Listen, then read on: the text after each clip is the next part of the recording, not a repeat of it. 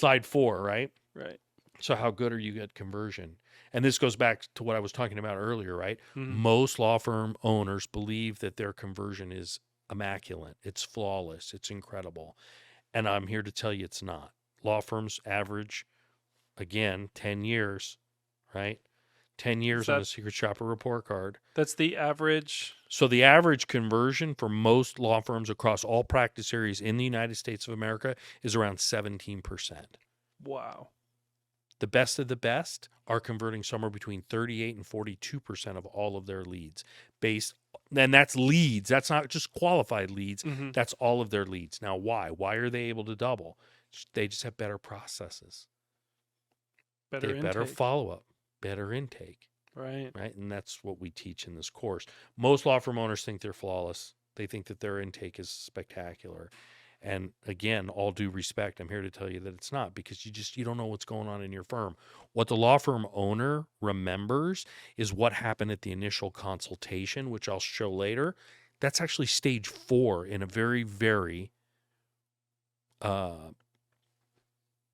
in the 5-stage funnel. I'm going to show you the other stages, which are much more critical. You're going to do what you do at stage 4, which is the initial consultation. You're going to either have yourself, the attorney, the owner, or a non-attorney salesperson that's going to meet with prospects. And it could be on Zoom, and it could be in person, okay? Here's a little takeaway. If you're doing telephonic consultations, get out of it immediately. Does telephonic include Zoom? No. If you're doing telephone consults or intake, okay, your overall conversion is less than 1%, and I guarantee it. Wow. I've had law firm Why owners. is that? It's because people don't tell the truth on the phone. People are just used to that. They're trained, right? Too many law firm owners give potential new clients an escape clause. Well, we can meet in person, or we could do it over the phone if you want. Look, we're lazy by nature. We're going to do a telephone intake. Is there a reason they default to the easier ask? Because they think the lesser ask? Yes, because the law firm owner believes that their telephonic conversion is extraordinarily high, and it's not. It's virtually zero. They haven't done that. The only time you do a telephonic intake is when you have a national practice area or someone's just geographically undesirable. Your number one conversion tool is to do in-person conversion. And I realize that in this day and age, that's not realistic, right? I've sort of softened my stance a little bit on this. At a bare bones minimum, you should be doing Zoom calls with all potential new clients. What does a initial Zoom interaction provide that a phone does not? What is the difference? The face-to-face. That's it? Just seeing their face? Yep. And it gives you an advantage, too. Mm-hmm. You want to make sure a potential new client that you don't have a purple horn growing out of the middle of your head, right? There's a trust factor. Mm-hmm. That you're a trust factor. That there's a trust factor that gets established. So I'm again, part of this class is I share some of that data with you about telephonic versus in person, and this is controversial. I'm not here to say it's not. I've had more law firm owners tell me that their telephonic conversion is flawless, and they convert 80% of all of their telephonic leads. And when we really, really dive into it, it's substantially less than that. It's less than 10%. Wow. And that's been going on for 10 years. Okay. And I guess, and I don't do this to be a negative.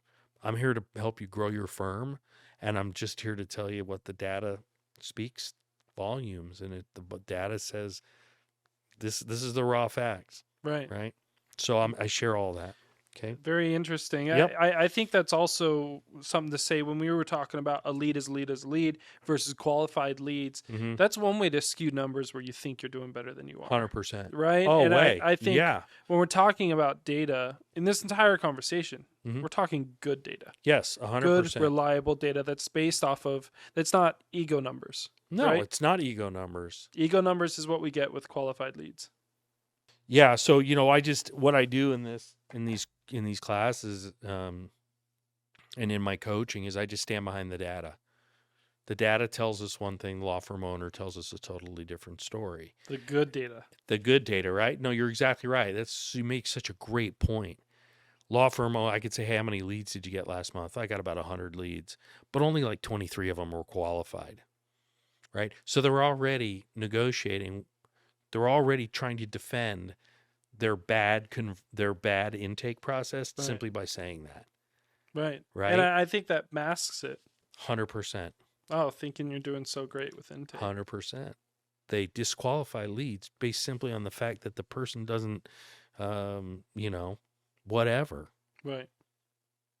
Right? I only want to talk to people that like pizza, right? Whatever it is. It's just like they eliminate people simply by virtue of the fact that they don't want to expose what the real true conversion is. In this course, do you discuss a good reason to eliminate a lead? Is there a good reason to eliminate a lead? Absolutely.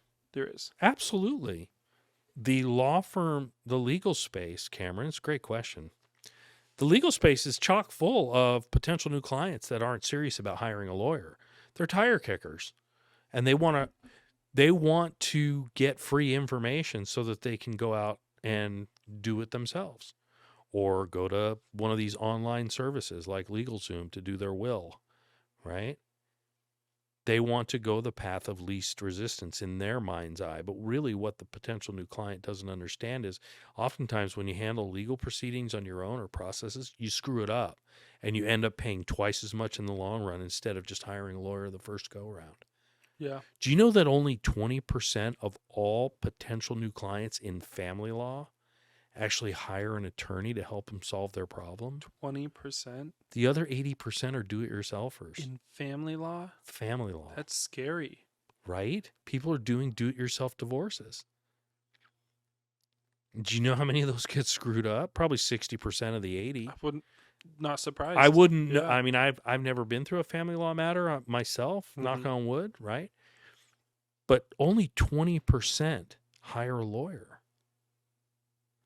Right? Right. And I know we've all heard the nightmare stories about family law and people that have to have modifications done.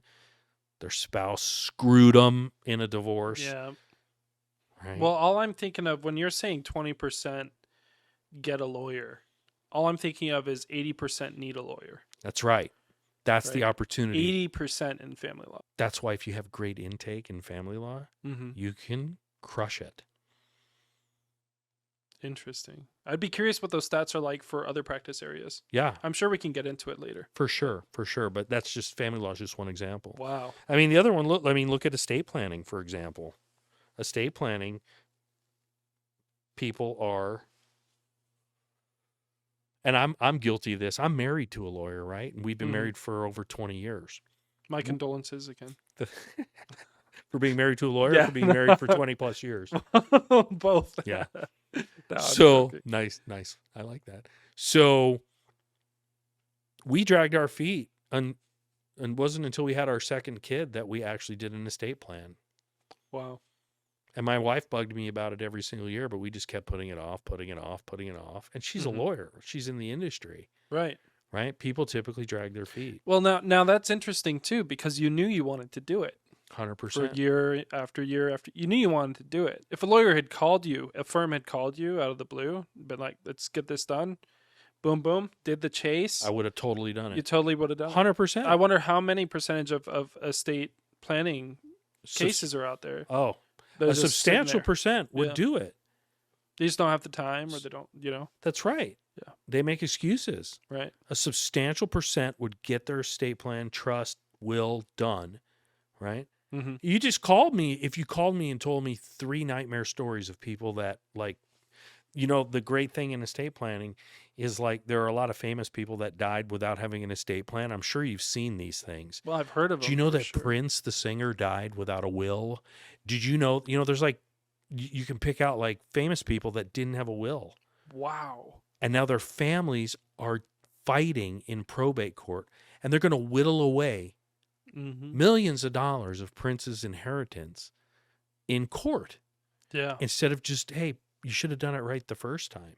That is so sad. Right? Yeah, absolutely. They're fighting over rights to, and he's just one of thousands of examples of famous people that didn't have a will. Well, and you run into cases like that too, where because of the lack of will, it becomes a question of liquidation, 100%. which and a lot of times, from what I've heard, usually only one party's for liquidation. Yeah, You for know, sure. and the other obviously wants to keep the house. Or That's this or how that, this. but That's they how. don't have the estate planning that they need. That's how stuff goes into probate. Yeah.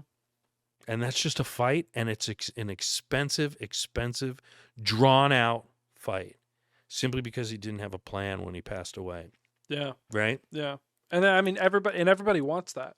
Right? Sure. They Yeah. want their heirs to be well taken It's care got to of. be more than 80% than it is for family law. I bet. I would wager it's around 10. I bet you're right. Yeah. I bet you're right. Interesting. So if you're in family law, the great thing is if you have great processes, better processes than the family lawyer down the street, Mm-hmm. right? And you communicate and you touch people either through email nurturing campaigns, social media campaigns, outbound, have a virtual assistant make outbound calls to these folks, a monthly newsletter, you'll sign up more clients than ever before. But law firm Interesting. owners don't think about that. They think about world domination. I'll just get more leads. I'll just double my spend on more Right. leads Increase stay the at- amount. and stay at 10% conversion. I don't care. It's philosophically just a really bad business decision, No, absolutely. right? I mean, that's where you're stopping your firm from making 7 figures. 100%. I mean, there's enough money out there. Oh, You yeah. can go straight to 7 easy. Absolutely. That's super interesting. Yeah.